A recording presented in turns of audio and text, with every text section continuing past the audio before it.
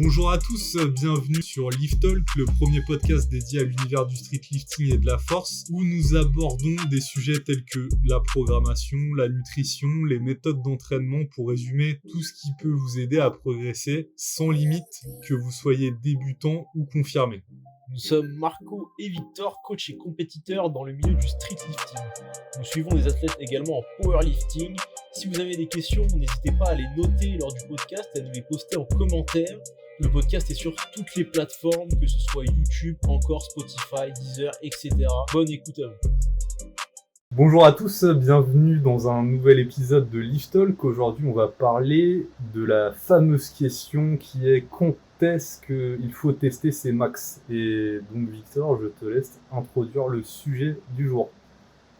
Et bien du coup, forcément, quand on est dans une discipline de force, donc on va justement, lors des compétitions, évaluer concrètement les max qu'on est capable de faire sur un certain panel de mouvements en fonction du type de compétition qu'on fait. Donc nous, ce qui nous intéresse, c'est le street lifting, donc les 4 mouvements de compétition, toujours on rappelle, muscle up, traction, dips et back squat.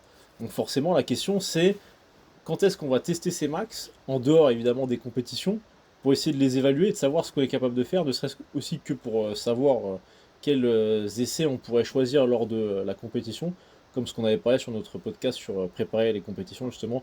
On avait parlé de la feuille de match, donc là on pourra peut-être un peu réaborder le sujet justement. Mais donc typiquement, on va essayer un peu de décortiquer les repères en termes de façon de cycler l'entraînement qui vont permettre de trouver des moments plus ou moins propices sur quand tester justement ces max pour le street lifting. Donc typiquement déjà, ce que l'on peut vous dire, c'est quand ne pas tester ces max. Et déjà, quand ne pas tester ces max, c'est très simple, c'est pas toutes les semaines déjà. Parce qu'on en connaît des loulous qui chaque séance essayent de max out. Donc ça déjà, c'est une belle vie parce que parfois, quand on commence, qu'on est un peu doué, et on peut essayer de faire ça. Et encore, évidemment, on le conseille pas du tout, mais on peut essayer de faire ça et ça peut fonctionner. Concrètement, il y en a, ils peuvent essayer de tester leur max chaque semaine sur des mouvements différents à chaque séance. Et ils peuvent réussir même à augmenter un peu leur max pour plusieurs raisons. C'est soit parce qu'ils arrivent à s'adapter au fur et à mesure parce que justement les mecs sont doués, et aussi potentiellement parce que ils n'ont pas une technique qui est très efficace, et la technique s'améliore aussi au fur et à mesure, et ils ont aussi du coup des gains au niveau de la technique. Parce qu'il faut savoir toujours que la force, évidemment, c'est lié à des composantes physiologiques au niveau musculaire, c'est-à-dire des fibres musculaires plus grosses, éventuellement plus nombreuses, éventuellement aussi une plus grande proportion de fibres de type 2, des fibres donc rapides qui vont produire un plus gros potentiel de force, et aussi la capacité d'envoyer un influx plus important, etc., etc., etc., et aussi la synchronisation, donc tout ce qui va correspondre à la technique. Donc forcément, si on arrive à améliorer énormément sa technique, on va énormément améliorer sa capacité donc à max out. Donc c'est possible évidemment d'avoir des résultats en faisant ça, mais c'est pas parce qu'on a des résultats en faisant ça que c'est une bonne façon de faire. Parce que c'est aussi une très bonne manière de s'exploser et de finir par se péter prématurément. Donc on vous le déconseille fortement. Donc déjà, quand tester ces max, pas toutes les semaines. Est-ce que Marco, toi, quand tu programmes quelqu'un, tu aurais un roulement, un nombre de blocs, un nombre de semaines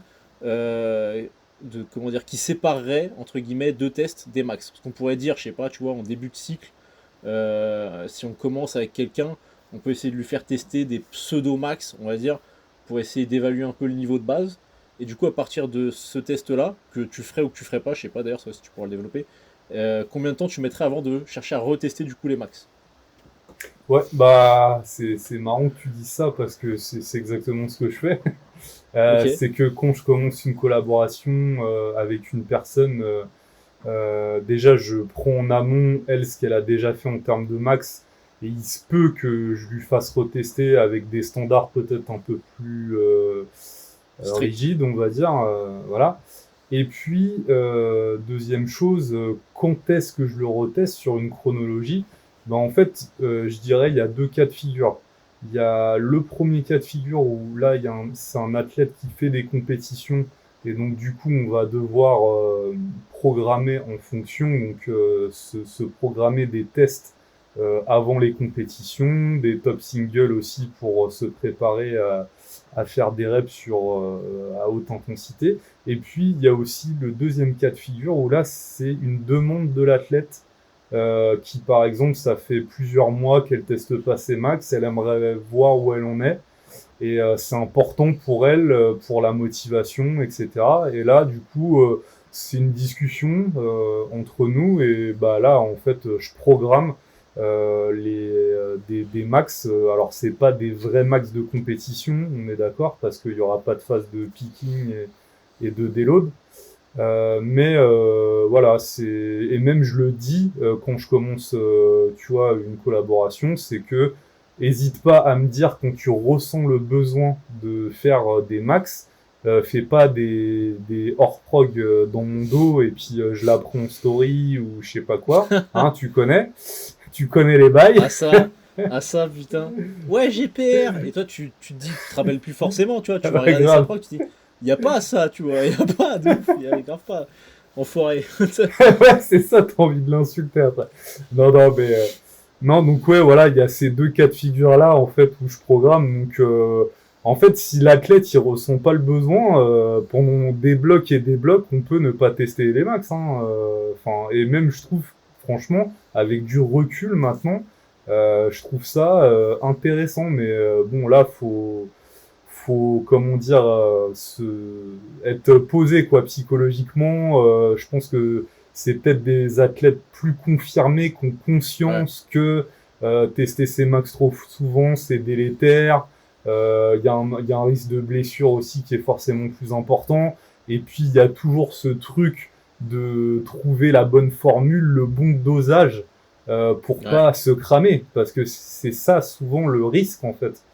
Et tu en parlais aussi, c'est que voilà, il y a des gens très doués qui sont une minorité, et eux, effectivement, ils peuvent faire ça régulièrement sans que ça ait des impacts négatifs, même si quand même on constate que ces mecs-là, ils sont souvent blessés, hein, bizarrement. Et, étonnamment. et, que ça soit en power ou en streetlifting d'ailleurs. Ouais, ouais, bien sûr. Et puis bah voilà, après t'as les mecs, on va dire lambda, on va dire avec une génétique et un potentiel normal, on va dire, et eux bah il faudra que ça soit un peu plus géré à ce niveau-là pour euh, pour pas se niquer et pour pas se cramer. Exactement. Bah, de toute façon, on en revient encore et toujours, mais ça, c'est Dès qu'on comprend ça, en fait, on comprend un petit peu tout, je dirais, sur la programmation, mais sur la logique, toujours encore de la gestion et la fluctuation de l'intensité. C'est-à-dire qu'on a dit qu'on testait ses max pas toutes les semaines. Pourquoi? Parce que si toutes les semaines, on est donc sur des vrais max, donc un effort qui va être très très intense, et ben la balance entre la sollicitation et la récupération, elle sera jamais optimale. On va toujours créer une dette de récupération qui va se creuser, qui va se creuser, qui va se creuser, surtout si on le fait fréquemment, et à un point où on va finir par se blesser, ou tout simplement commencer à, admettons, vous testez vos max à chaque fois, ok, ça augmente un petit peu, au bout d'un moment, ça deviendra les mêmes max, et au bout d'un moment, carrément, ça va descendre, et peut-être qu'au début, ça descendra pas énormément, et au bout d'un moment, ça va descendre drastiquement, parce que vous allez voir que vous récupérerez pas, et cette dette de récupération, comme j'ai dit, elle va s'accumuler, et c'est là où vous allez commencer à voir les vrais, vrais gros soucis. Donc une phrase que j'avais entendue dans un podcast que j'ai plus en tête, c'est Sean, tu sais, celui qui fait les Hmm. podcasts pas mal sur la physio, sur les tests de VO2, avec Clément Goudin. Donc très intéressant, vous pourrez aller l'écouter aussi si ça vous dit. Et Clément Goudin justement dedans avait dit, donc Clément Goudin qui a été champion de France powerlifting moins de 93 je pense, il y a 2 3 ans, avait dit si tu te testes tout le temps, et ben en fait tu ne construis pas. Et c'est assez vrai, parce qu'en fait quand tu testes tes max, tout est dans le terme, c'est que tu testes. Donc tu testes quelque chose. Mais pour tester quelque chose, il faut avoir construit quelque chose en amont. Si tu fais que tester, donc cette phrase elle est vraiment hyper importante à retenir, tu ne construis rien. Tu essayes d'exploiter ce que tu as déjà. Donc le but c'est de créer quelque chose, créer une base de masse musculaire, une base technique, comme on l'a dit, la force, ça va être lié à des composantes au niveau de la masse musculaire. Plus je suis musclé, plus je peux générer d'explosivité, plus je vais avoir un potentiel de force élevé, et plus j'ai une technique qui est efficiente, pareil, plus je vais pouvoir générer de la force, et en plus dans un contexte assez sécuritaire. Donc si je ne crée pas un gros bagage à ce niveau-là, eh bien, je ferai que tester quelque chose à partir de ce potentiel-là. Donc si ce potentiel-là évolue pas, eh ben, ça n'aura pas d'intérêt. Et ça, c'est vraiment très très important à comprendre, c'est qu'il faut donc avoir cette logique de programmation, en faisant cycler et évoluer l'intensité. Et comme Marco le disait, eh ben, ça peut être intéressant de chercher à avoir des petits checkpoints par moment, d'évaluer un petit peu comment la progression se fait. Mais ceci dit, en fait, si on n'a pas ce besoin, cette volonté d'avoir ces phases où on va tester, et ben c'est très bien aussi parce que normalement sur les formats qu'on va utiliser dans des cycles classiques, on verra déjà la progression très largement. On verra qu'on augmente sur chacun de ces formats, même si c'est pas des formats très très représentatifs, c'est pas des singles, etc. On verra que les charges augmentent à chaque fois, on verra que l'aisance à certaines charges augmente également, et là ce sera déjà signe forcément d'un transfert sur le RM. Si vous voyez que c'est pas le cas, c'est là où il y a un problème, et il n'y a même pas besoin de tester vos max pour savoir que vous ne progressez pas. Mais dans ce cas-là, le problème il est carrément en amont à un autre niveau. Donc ça c'est vraiment quelque chose qui est très important de comprendre.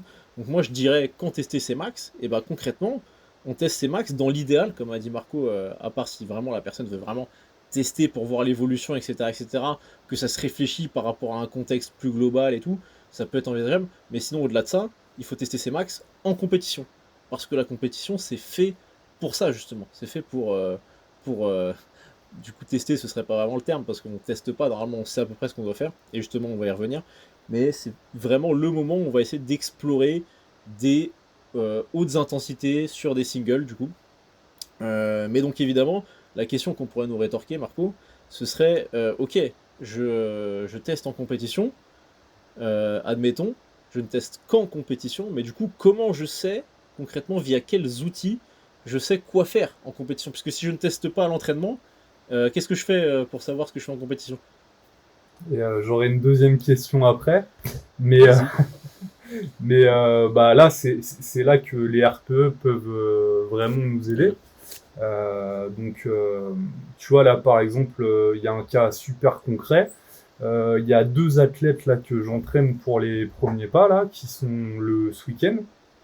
Ok, Et ouais, donc ce que j'ai fait, c'est que d'une part, pour les rassurer aussi, hein, parce que ça c'est important, les athlètes qui font de la compétition, parce que bon, on s'adresse aussi aux personnes qui n'en font pas, et on bien y sûr. reviendra par la suite. C'est que c'est pour les rassurer, et puis le but c'est pas de se cramer, donc les RPE c'est très intéressant à ce niveau-là pour voir où on se situe et qu'est-ce qu'on pourra exploiter le jour de la compétition. Donc je pense que c'était là où tu voulais m'emmener, mon cher Victor. Et donc voilà. Et encore, je crois qu'on avait fait un podcast aussi là-dessus sur tout ce qui est un peu RPE et tout. Mais faut quand même bien se connaître pour maîtriser les RPE. Faut aussi s'accorder sur une échelle de RPE avec ton coach, par exemple, si tu es coaché, parce que je pense que tout le monde n'a pas la même perception ni les mêmes références à ce niveau-là. Puis voilà, ouais, c'est à peu près ça. Ouais, ouais, carrément. De toute façon, t'as tout dit. Mais c'est aussi très intéressant ce que tu dis parce que le sujet justement du RPE en coaching, il est hyper important parce que c'est la façon dont tu vas communiquer ton ressenti avec l'athlète. RPE, c'est Rate of Perceived Exertion, donc une notation de la difficulté perçue de l'exercice. Et très souvent, très très fréquemment, on va avoir des gens qui vont surnoter les RPE. On va toujours avoir évidemment des contre-exemples, mais la plupart du temps, on va avoir des gens qui vont surévaluer les RPE, c'est-à-dire mettre des RPE plus haut que ce qu'ils sont concrètement, et ils vont mettre, je sais pas, 8 ou 9 sur 10 de difficulté.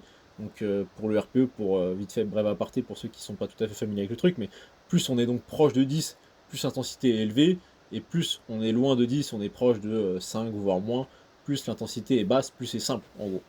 Donc, ils vont mettre souvent des notes de 8 ou 9 sur 10.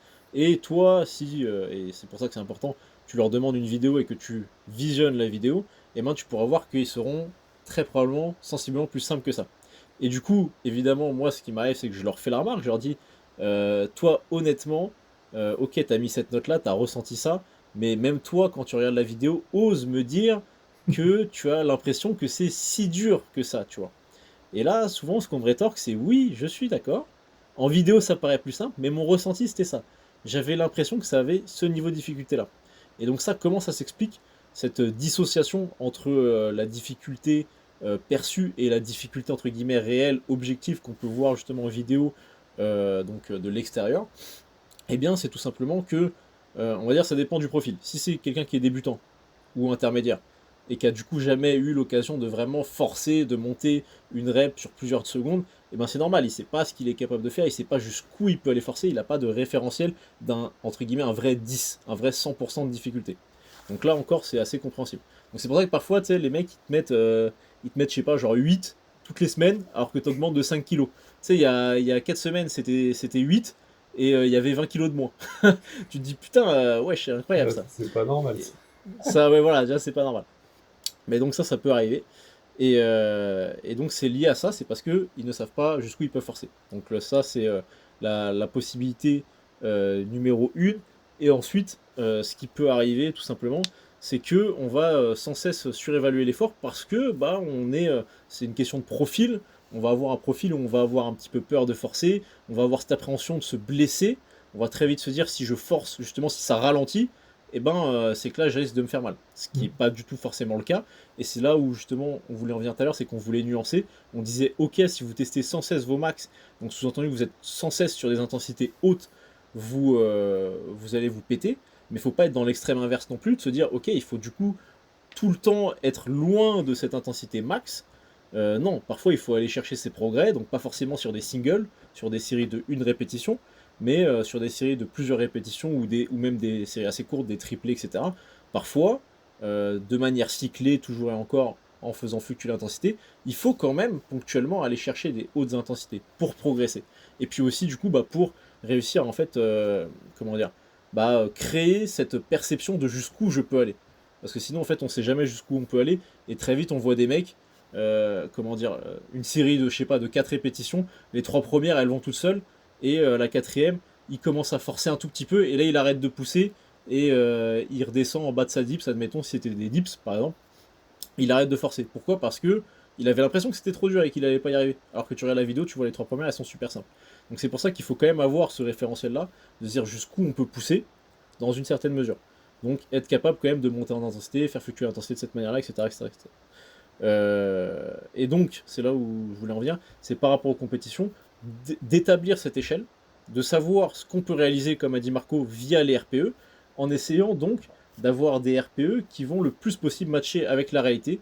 Moi, ce que je fais généralement, c'est que je finis ma série, instantanément j'ai un chiffre qui me vient en tête de difficulté, je regarde la vidéo, et potentiellement je réévalue cette difficulté. Après, il faut quand même faire un compromis.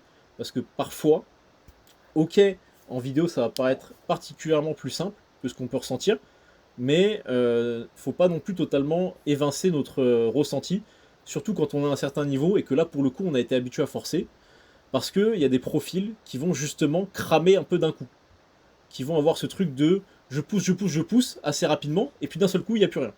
Donc ça, pareil, c'est lié à d'autres trucs. C'est lié à quoi? C'est, il faut se dire, en fait, au niveau musculaire, on a, au niveau musculaire, puis ligamentaire, puis tendineux, au niveau de tous les tissus conjonctifs, on a des récepteurs, des capteurs qui sont liés avec notre système nerveux, donc ce qui est l'entité, entre guillemets, qui permet de contracter. Là, on rentre un peu dans la physio. Et comment s'appellent ces capteurs Ah bah, il y a les capteurs tendineux de Golgi, Exactement. il y a les... j'ai plus j'ai plus tout. Mais bref, il y a des capteurs en gros qui vont capter la tension d'étirement, la tension de contraction, pareil aussi les pressions, etc. Ce genre de choses. Et du coup, quand on va dépasser un certain seuil, une certaine intensité de contraction, et ben ces capteurs-là vont envoyer un message au système nerveux qui va dire ok, coupe tout. Là, l'intensité, la tension, elle est trop élevée. Tu vas tout faire péter si tu continues de contracter les muscles. Donc il faut que tu arrêtes d'envoyer l'influx pour contracter les muscles. Et du coup, ça, eh ben, il faut apprendre en fait, il faut réussir à désensibiliser ces capteurs-là. Et l'entraînement, c'est aussi ça. Comme on disait tout à l'heure, donc l'entraînement pour devenir plus fort, c'est devenir plus musclé, c'est avoir une technique plus efficiente et c'est diminuer ces réflexes inhibiteurs qui vont du coup freiner notre potentiel de force. Il y a souvent ce truc un peu con de dire ouais, tu peux pas accéder à 100% de ton cerveau. Si tu y arrivais, tu serais un monstre comme dans Limitless, là, le film. Bon, ça c'est du bullshit. Mais pour le coup, pour l'aspect musculaire, c'est un peu le cas. À la base, on est bridé parce que justement le corps nous protège en quelque sorte. Et donc, il faut réussir à diminuer ces réflexes inhibiteurs qui nous protègent. parce que parfois il nous surprotège, on va dire. Il faut réussir à comprendre qu'on est capable d'aller chercher les intensités. Donc l'entraînement et aller chercher haut en intensité, c'est aussi ça. L'importance que ça va avoir, c'est que ça va permettre de diminuer l'activation de ces capteurs-là, et donc de réussir parfois à monter des répétitions sur plusieurs secondes, ce qu'on voit parfois en vidéo, et on se dit putain, moi jamais j'arriverai à faire ça. Et en fait, c'est juste que on a ce truc-là de il y a tout qui se coupe et on n'arrive plus à pousser d'un coup. Donc c'est pour ça que pour les RPE, c'est hyper important. Et je pense que tu vas me rejoindre là-dessus, Marco, parce que c'est vrai que quand tu es coach, tu vois que ça, tu vois que des RPE, enfin que des RPE. Tu vois énormément de RPE mal notés. Et le RPE, c'est comment dire, un indicateur auquel il faut se fier avec parcimonie, et il faut vraiment savoir euh, qui te met ça, on va dire, à chaque fois. Il faut avoir une vidéo en back-off, on va dire. Ouais, c'est ça. C'est ce que tu disais, c'est avoir un retour vidéo pour avoir un œil extérieur et sans pour autant nier le ressenti de l'athlète, C'est hein, ça, ouais. faut le prendre en compte. Et puis, qu'est-ce que tu disais d'autre sur le RPE? Ça, c'était hyper intéressant aussi quand tu dis par rapport aux récepteurs qui coupent le jus direct, là, qui font comme C'est des ça, ouais. interrupteurs. C'est vrai que des fois, on voit ça et ça s'apprend. Et c'est vrai que de forcer, et on le voit, et ça aussi c'était intéressant, encore une fois, ce que tu disais par rapport aussi à la psychologie de Ouais, chacun. Il y a des gens qui vont de manière innée savoir forcer, et d'autres vont avoir une peur, une appréhension. Et bon, ça c'est ton taf de coach après de rassurer l'athlète, le mettre en confiance, etc.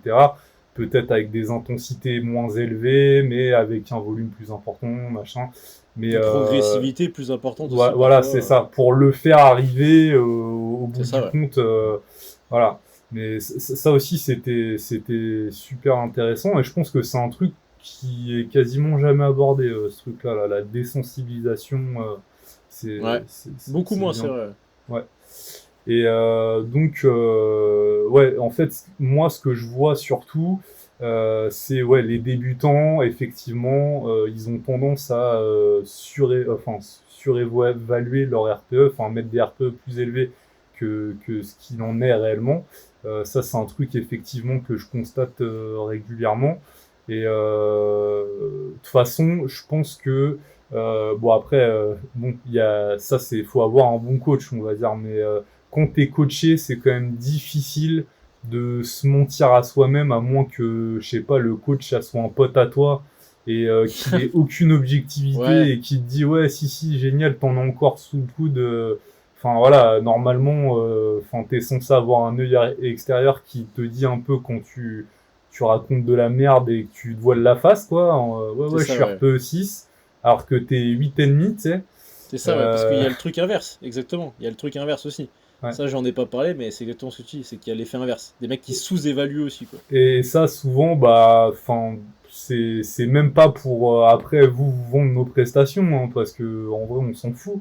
Mais c'est souvent les gens qui sont pas coachés, en fait. Moi, je le constate. Je sais pas si toi, de ton côté, c'est comme ça aussi, mais donc ouais, ouais, ouais. Donc c'est ça. Ouais. Bah, c'est ça, c'est souvent des profils, des gens qui sont un peu jeunes et tout, qui ont beaucoup d'ego, et Ouais. qui vont tout le temps te dire ils sont RPE 6, et c'est vrai qu'un beau jour, ils vont te mettre 8,5 parce que bah, là, ils vont se retrouver face au fait accompli, et ça va être vraiment, vraiment, vraiment dur pour le coup. Et là, au bout d'un moment, ils vont pas pouvoir le nier parce qu'ils vont se dire, tu vois, à partir du moment où ça monte, je sais pas, à une vitesse à peu près correcte, pour eux, c'est 6. Et par contre, après, forcément, dès que ça passe un certain gap où là, il y a quasiment plus de marge, ils vont vraiment mourir, et ben là, ça passe à du 8,5, 9, etc. Donc c'est vrai que ça, il faut réussir à avoir ce truc-là, cette objectivité, et ça se gagne énormément via la, comment dire, via l'expérience, tout simplement. En fait, de réussir, donc d'une part, à savoir à quel point on peut forcer, de réussir d'avoir ce ressenti-là, et aussi, et ça c'est vraiment un outil qui est trop sous-estimé, mais qui est hyper important, c'est de se filmer. Ça peut paraître con, ça peut faire kéké en salle de sport, mais franchement, ayez votre trépied pour vous filmer, parce que bonjour les installations parfois pour se filmer, ou alors on a peur de se filmer, du coup on se filme en posant le téléphone par terre, parce on veut pas que les gens de l'extérieur ils puissent trop voir que tu te filmes. Du coup, tu fais un truc tout discret, sauf que ta vidéo elle est pourrie, on voit rien. On voit ni ta technique et on voit pas non plus l'intensité à laquelle t'es. Donc ta vidéo elle sert à rien. Ou alors elle sert, mais vraiment faut un œil expert, on va dire quoi. Et donc c'est pour ça qu'il faut pas avoir peur d'utiliser un trépied pour avoir des vrais angles, avoir un recul extérieur sur sa technique, pour pouvoir vraiment réussir à repérer certaines choses, etc. Et aussi réussir à voir à quel point on en a en fait, à quel point on en a sous le coude, quelle marge on a. Et ça va être très important. Donc notamment, on en revient un petit peu sur le sujet de base, sur tester ses max, et ce que je disais avant, c'est-à-dire de être capable de pas non plus vouloir trop fuir l'intensité, parce que c'est vrai que moi j'étais beaucoup comme ça. Je pense que Marco, tu as été aussi un petit peu comme ça dans une certaine mesure. On a eu cette école de pensée où on se disait, ok, il faut vraiment éviter de trop forcer, il faut éviter de forcer souvent, même il faut pas forcer du tout, enfin très rarement on va dire. Et le problème, c'est que du coup, on désinhibe jamais les récepteurs au niveau musculaire dont on parlait tout à l'heure, et que du coup, on fait jamais ce travail de désensibilisation qui nous permet de pousser longtemps.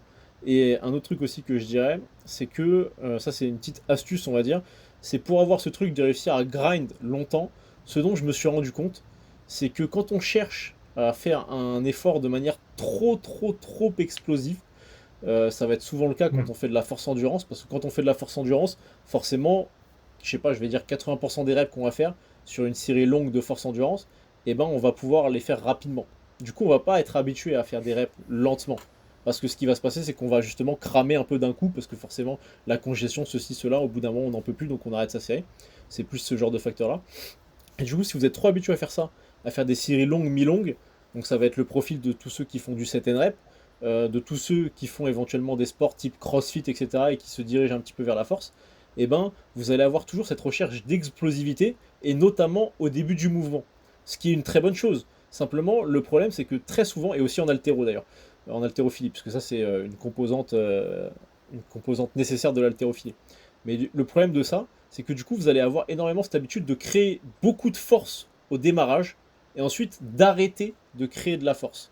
Parce que vous allez vouloir jouer de l'inertie que vous aurez créée via le début. En gros, pour vous donner un petit peu une image quand même, admettons, je suis en haut de ma dips, je vais démarrer ma dips, je descends, je descends, je descends. Je vais souvent aussi chercher excessivement du rebond en bas, parce que justement, je suis sur ce truc où je suis léger, je cherche de l'explosivité, donc je vais, comme en altéro, chercher pas mal de rebond.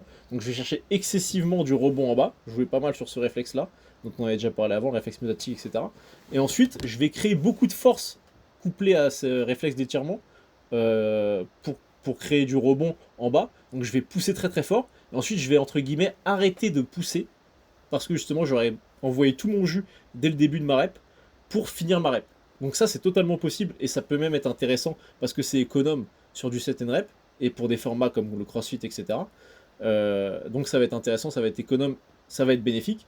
Mais par contre pour la force, si on garde ces schémas là, le problème c'est que déjà si on se laisse trop tomber, on va s'exploser en bas. Si on cherche trop de rebond, pareil, le surétirement avec une charge importante, ça risque de nous faire mal, ça va nous blesser.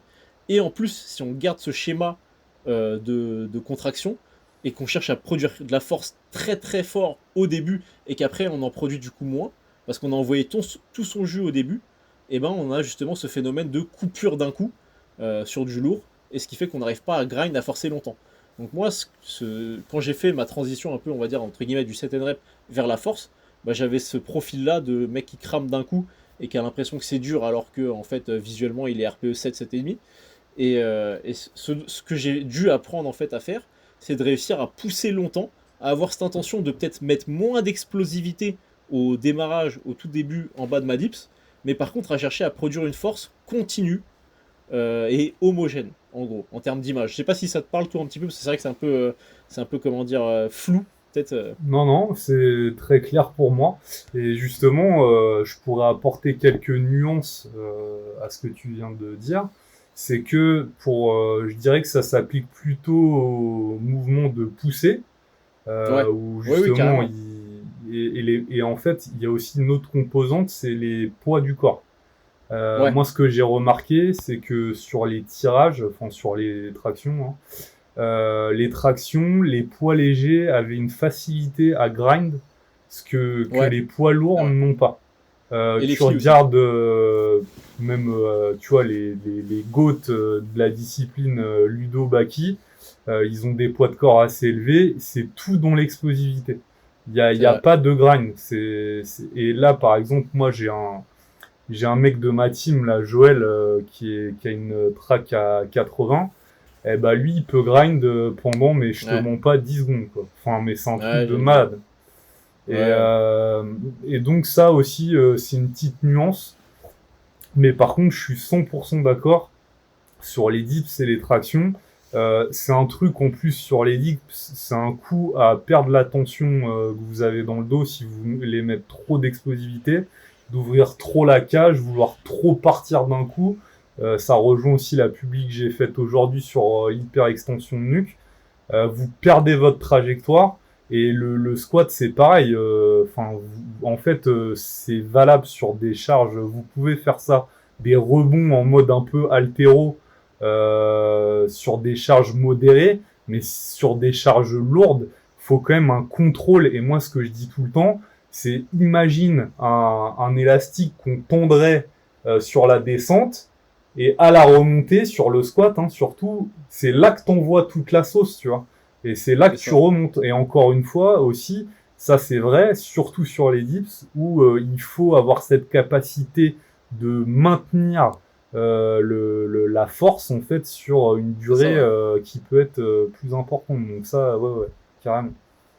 Mais c'est vrai qu'on voit beaucoup ces profils-là chez les poids plus légers et chez les femmes aussi, de gens Oui, qui arrivent à grind très longtemps, notamment sur les tractions. Et c'est vrai que j'étais en train de réfléchir, comme tu le disais, je vois pas trop, même non, je pense j'en vois aucun, de poids lourds euh, à très bon niveau qui grind énormément, c'est vrai.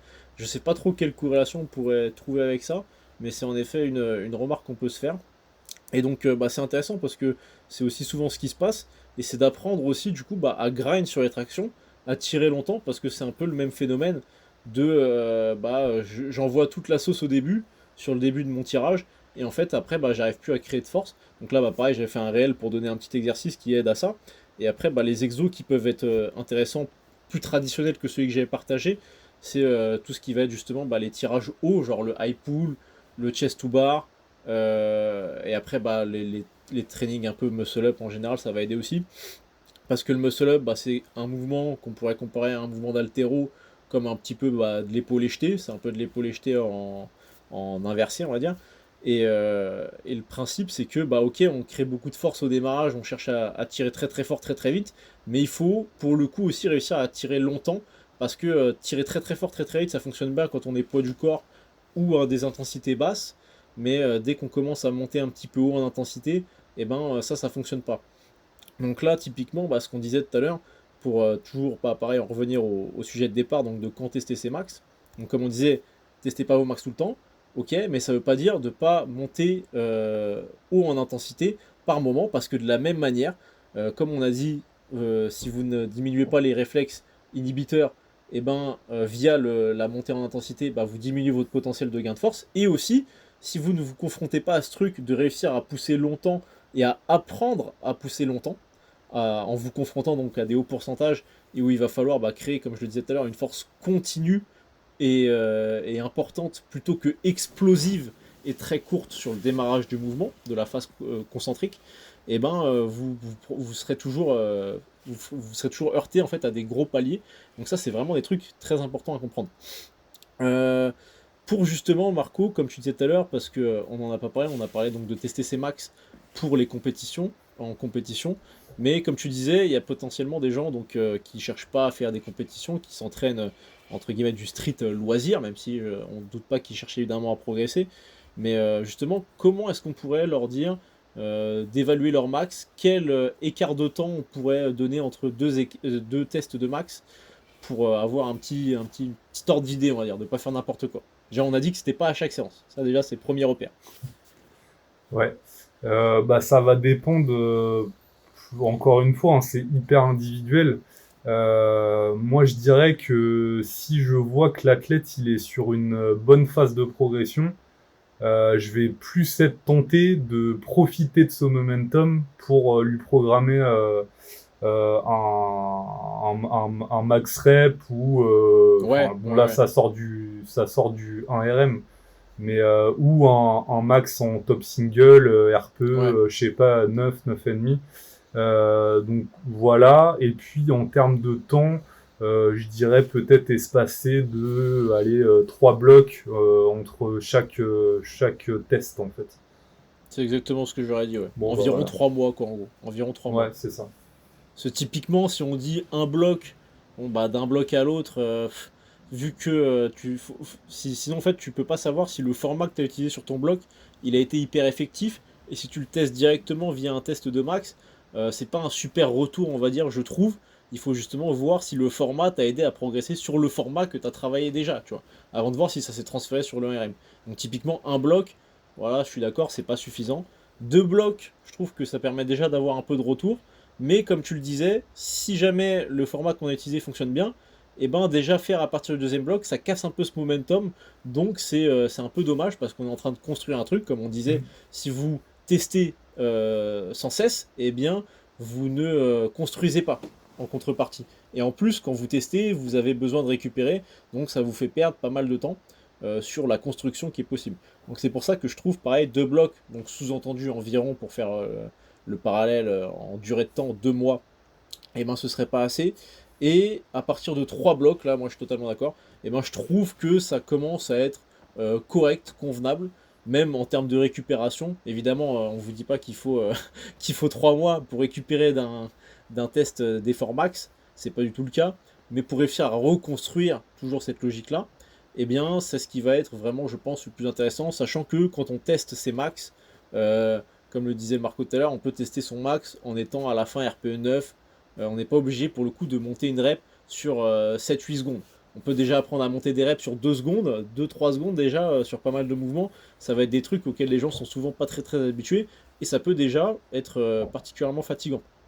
Et comme on en a parlé également, si vous pouvez vous payer luxe de ne pas être RPE 10 quand vous faites des tests, etc., ou même en compétition, ne le soyez pas. Moi, j'aurais tendance à vous dire, même, et c'est même pas une question de niveau ou quoi, c'est quand on est RPE 10, on s'expose tellement de manière plus importante au risque de blessure que faut vraiment éviter d'être sur des intensités sur de vrais maximum. Après, cela c'est comme ce qu'on disait aussi tout à l'heure sur le RPE. Là, quand on dit RPE 10, c'est un truc, à la fin, t'es bleu, tu saignes du nez, tu vas vomir. Non, mais j'exagère, mais dans l'idée, c'est vraiment des reps, comme on peut en voir parfois sur Instagram, mais des reps qui montent littéralement sur 7-8 secondes. Si vous mettez un chrono, vous comptez, ça fait ça, quoi. Donc ça, si on peut l'éviter, c'est bien.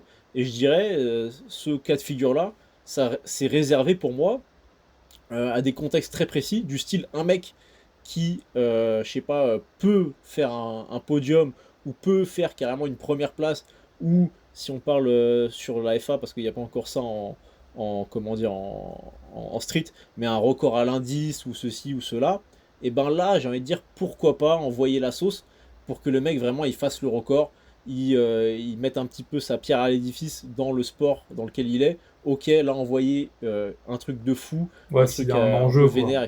C'est ça, s'il y a un enjeu, concrètement. S'il n'y a pas d'enjeu, comme on le disait, vous exposez tellement à un risque de blessure important que il y aura zéro retour sur investissement. Si c'est juste pour vous, c'est pas intéressant. Mieux vaut faire que des records RPE 8,5, j'exagère peut-être un peu, mais dans l'idée c'est un peu ça, et les battre à chaque fois RPE 8,5. Parce que à la fin, il y a le même écart de poids entre deux RPE 8,5 qu'entre deux RPE 10, sauf que vous vous préservez 100 fois plus. Donc ça c'est vraiment la logique à avoir. Pour en revenir pour ceux du coup qui font eux des compétitions, on a dit ok tester donc ces max évidemment lors des compétitions, et comme on l'a dit, avoir donc des repères, comment dire, liés au RPE pour s'évaluer, pour savoir ce qu'on peut faire comme ce qu'on peut établir comme feuille de match le jour J. Est-ce que quand même, comment dire, tu aurais, vu qu'on a expliqué toutes les difficultés par rapport à établir un RPE fixe et vraiment objectif, est-ce que tu aurais des astuces, justement, des mises en place en termes de planification pour ceux qui sont proches d'une compétition et réussir à avoir une feuille de match qui serait vraiment pas dégueu, sans non plus se cramer, mais d'avoir un petit test pré-compète. Tu le mettrais à combien de temps de la compétition et tu le programmerais un peu comment, toi? Ok. Du coup, bah moi, ce que je ferais typiquement sur, ouais, c'est peut-être, allez, je dirais Dernière semaine de taper, je programmerai comment dire, un single RPE 8 ou même ce que j'aime bien faire des fois, mais ça c'est peut-être sur des profils un peu plus expérimentés, faire des doublés, voire des triplés, avec un RPE élevé, ce qui peut donner voilà, si on a une bonne idée de de ce qu'on peut réaliser sur une répétition. Ouais, c'est ce que je ferais, ça.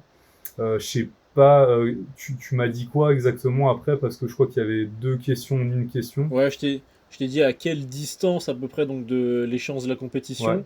Et après, oui, comment tu le programmais, c'est-à-dire est-ce que tu le ferais, je sais pas, tu vois, vu qu'il y a 4 mouvements, est-ce que tu ferais les 4 mouvements dans une Non, séance? oui, Est-ce que d'accord. tu Ok. découperais? Voilà, tu vois. Intéressant ça. Donc voilà, dernière semaine de taper, une semaine, enfin en gros la semaine avant le déload. Et par exemple, je te ferai faire typiquement, d'ailleurs j'ai fait faire ça à Mehdi, il se reconnaîtra. Je lui ai fait faire sur chaque séance, il a 4 séances dans la semaine. Sur chaque séance, il avait un test de Ok, RPE ouais. 8 en top single sur un mouvement donné. Le lundi, c'était muscle up, le mardi, c'était squat, le jeudi, c'était traction, vendredi, c'était dips, par exemple. Ok. Et est-ce que tu lui as émis des assistances aussi ou juste il y avait que Ah le non, non, test à chaque fois? il y avait, c'était intégré dans l'entraînement, même si je sais que Ok. ça impactait forcément après les back offset, mais Ouais. peut-être, par exemple, quand c'est comme ça, moi j'enlève peut-être une série, tu vois, Ok, oui, oui. voilà. Ouais, bien sûr. Mais du coup, vraiment rester RPE 8, je mets vachement garde par rapport à ça, parce que ça serait vraiment dommage de foutre en l'air un taper avant la compétition, quoi. C'est ça. Bah, de toute façon, l'objectif, ça aussi, on en avait parlé dans un précédent podcast, pardon, c'est techniquement en compétition, si on fait bien les choses, on est censé avoir un niveau qui est supérieur à ce qu'on produit à l'entraînement. Donc justement, si on teste à peu près, pas forcément ses max, mais qu'on teste genre une single RPE, comme on disait, RPE 8, là, moi, bah, c'est très simple, je vais prendre des exemples concrets, je vais dire ce que je fais là en ce moment en soulevé de terre. Je prépare une compétition de force athlétique, donc ça reste voilà, quelque chose d'assez similaire en termes de. Comment dire? Il y a 3 essais, etc., etc., bref, par mouvement dans la mise en place. Donc je prépare une compétition de powerlifting. On est actuellement je regarde, 12 mars quand on tourne, qu'on enregistre, et la compétition a lieu le 25-26 mars. Donc là, j'ai fait dernièrement une single au terre, RPE 7,7,5, qui était, non même pas RPE 7, qui Là, était d'ailleurs, attends, tiens, Victor, je te coupe dis-moi, là. dis-moi. Je réfléchis à ce que j'ai dit avant. Je Ouais, disais taper, mais c'était dernière semaine de picking, hein, je voulais dire, de hein. Le picking. tape, Ok, ouais. c'était picking que je voulais dire, hein. Avant le Ta- taper, tu voulais dire, c'est Voilà, ça. c'est ça. Le C'est ça, taper, c'est ce qu'on a dit. Taper, c'est pour la compète, et c'est déload, ça, c'est hors compète. Je parlais c'est bien ça. du picking, pour pas qu'il y ait d'ambiguïté, parce que je viens de Oui, me oui, rendre oui. compte. Je te laisse Que, continuer. que les gens mélangent pas tout après, je suis Voilà. d'accord. Donc là, j'ai fait donc une single RPE 7 qui était à 257,5 kg.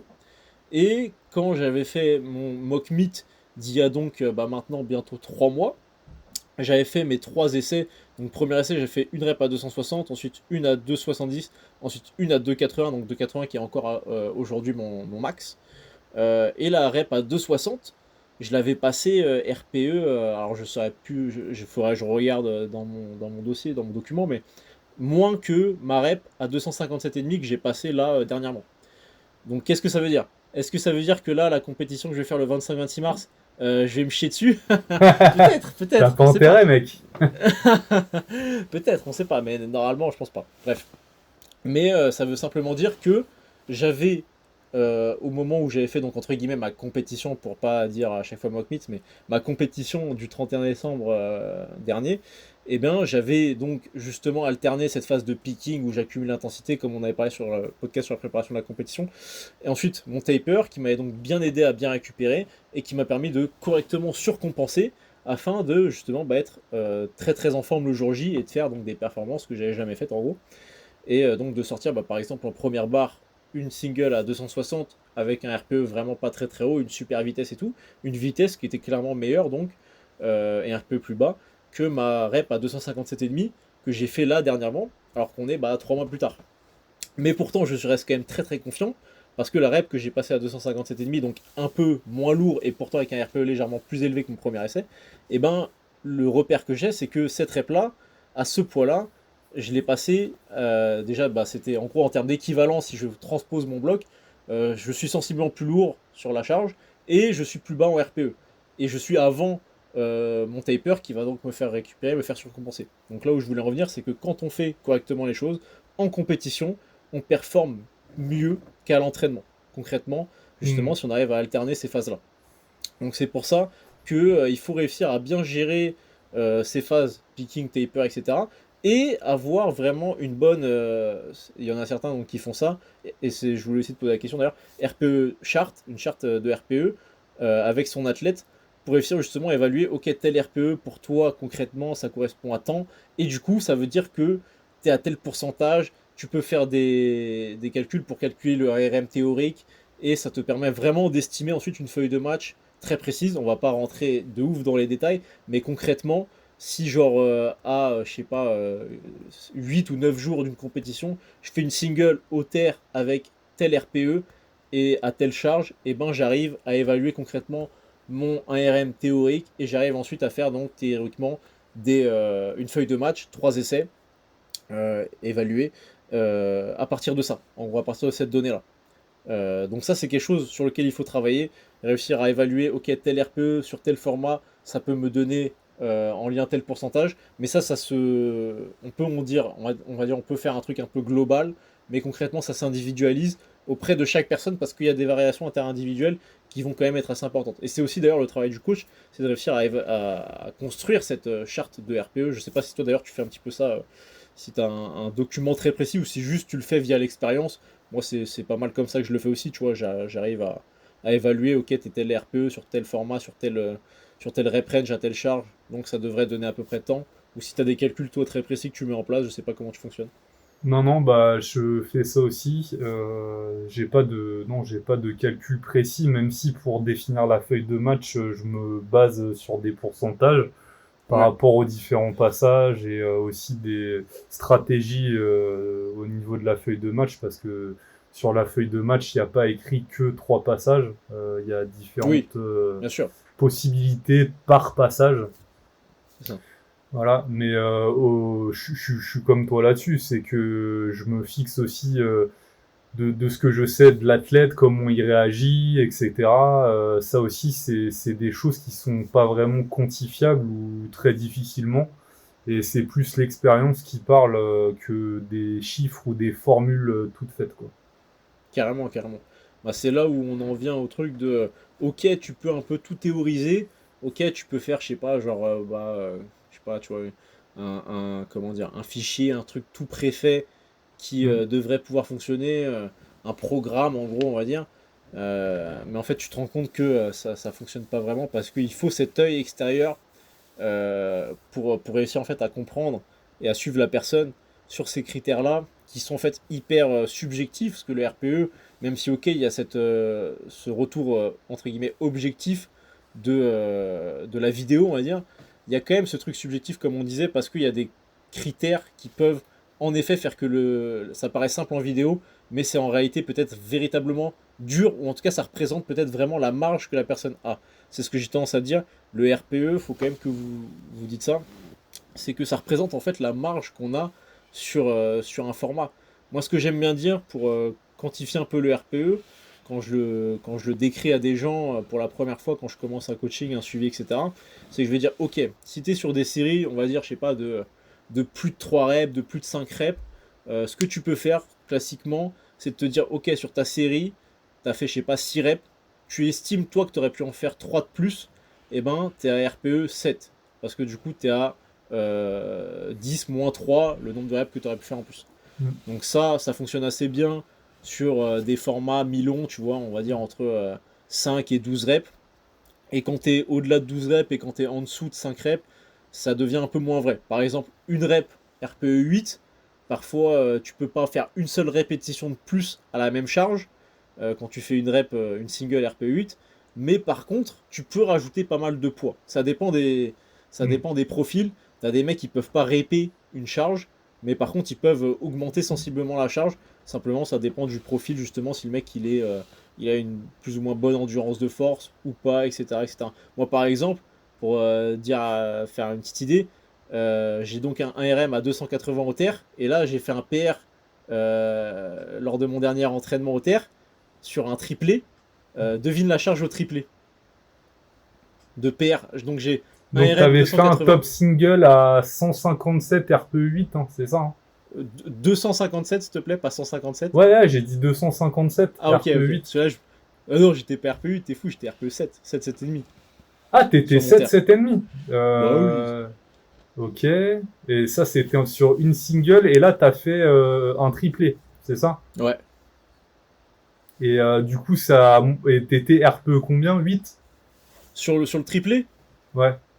non, j'étais pas hyper haut, j'étais 7, je pense. Mais 7? c'était un PR théoriquement. Euh... Ouais, je Et sais j'ai pas. et j'ai un 1 RM à 280 Ouais, aussi. Donc ouais. voilà. Je sais pas, à 250? Et ben j'étais à 235. Ah ouais. Parce Ah que ouais. sur le terre, j'ai Ah une oui. endurance de force qui est Qui est minable. inexistante. Qui est inexistante, c'est exactement ça. Et Donc bah, ça, sur le terre, c'est souvent comme ça, hein. voilà, c'est ce que j'allais dire. C'est qu'après sur le terre c'est vraiment l'exercice où c'est le cas. Quand tu fais des records de volume, généralement ça reste des records qui sont hyper éloignés de ton RM parce que en fait, Mm, répéter l'effort au soulevé de terre, c'est épuisant. Le soulevé de mm. terre, c'est un exercice qui est vraiment super taxant. Le démarrage, le fait de décoller la barre du sol en partant, ça vient de là, de toute façon, on appelle ça deadlift en anglais, soulever mort, parce que c'est ça, tu soulèves un poids qui est mort. Quand tu fais un squat, tu accumules de l'énergie en descendant, donc déjà tu as cette phase excentrique qui te permet quand même Mm. de créer de la tension, etc., etc. Quand tu fais le soulevé de terre, à chaque fois tu dois recréer de la force en partant de rien. C'est comme, admettons, imaginez, vous démarrez accroupi, on vous pose une barre sur le dos, et on vous dit, allez maintenant tu te relèves mon salaud. Euh, Et bah là, ce serait épuisant. Bah c'est exactement ça le soulevé de terre. C'est pour ça que souvent sur le soulevé de terre, après ça c'est un mouvement qui est un peu particulier pour ça. Et ben on a donc des 3 RM, même des 2 RM qui peuvent être super éloignés de notre 1 RM. Mais donc ça voilà, c'était pour faire le petit aparté. Mais du coup c'est comme ça donc que j'explique le RPE. Pour les séries, les séries avec plus de 5 répétitions jusqu'à 12 répétitions, 10 moins le nombre de reps de réserve. Et ensuite c'est beaucoup plus donc subjectif par rapport à la vitesse, etc. etc. C'était un petit aparté pour vous aider vraiment à quantifier le RPE, parce que c'est un outil qui est important et qui est souvent mal compris, mal utilisé. Et aussi, il faut qu'il soit bien accordé avec votre coach. Il faut que vous ayez en tout cas une définition qui soit similaire. Le RPE, de toute façon, dans l'absolu, ça représente toujours la marge que vous avez concrètement sur ce que vous avez fait. Et c'est donc à différencier de ce que j'appelle la pénibilité.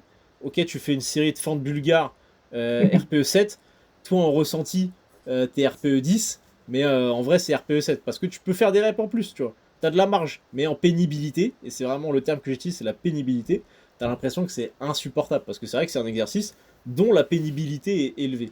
Voilà. Donc ça, bon, c'était un petit aparté. Voilà, voilà. Donc là, je suis en train vite fait de faire un petit récapitulatif dans ma tête. On a donc parlé de comment donc pré-évaluer ses max avant une compétition. On vous a expliqué pour les personnes qui ne faisaient pas de compétition à quelle fréquence à peu près tester vos max. On a dit donc que c'était environ globalement 3 mois. Je pense qu'on a fait pas mal le tour. Marco, qu'est-ce que t'en penses? Ouais, ouais, carrément. Bah, comme d'hab, vous avez plein de super infos et franchement, je pense que ouais, ouais, je vois pas qu'est-ce qu'on pourrait rajouter. On pourrait refaire un podcast carrément sur un autre sujet qui devrait pas tarder. Mais et puis d'ailleurs, ça me permet de demander aussi si vous avez des idées encore de sujets que vous aimeriez qu'on traite ici, bah, n'hésitez pas à nous en faire part. Si vous avez des idées aussi d'invités, de gens que vous aimeriez bien, qu'on n'a peut-être pas l'habitude d'entendre, n'hésitez pas aussi à vous manifester. Et puis ouais, ouais, ça va être bon, hein. Ah, mon Victor. Globalement, je pense qu'on est pas mal là-dessus. En tout cas, ça m'a fait plaisir d'échanger avec toi, mon gros Marco. Et on tombe Toujours, souvent toujours d'accord, hein, intéressant. c'est bizarre. Et en plus, c'est assez étonnant. Je sais pas s'il n'y a pas un peu de complotisme derrière Ah, ça, mais c'est clair. là, Bah, je dis ça me paraît allons-y, évident. allons-y, allons-y. Allons-y, quoi. Allons-y. Allez. Bon, Bon, chers bah, auditeurs, ouais, bonne soirée à vous, et puis au prochain épisode. Salut! ciao, ciao.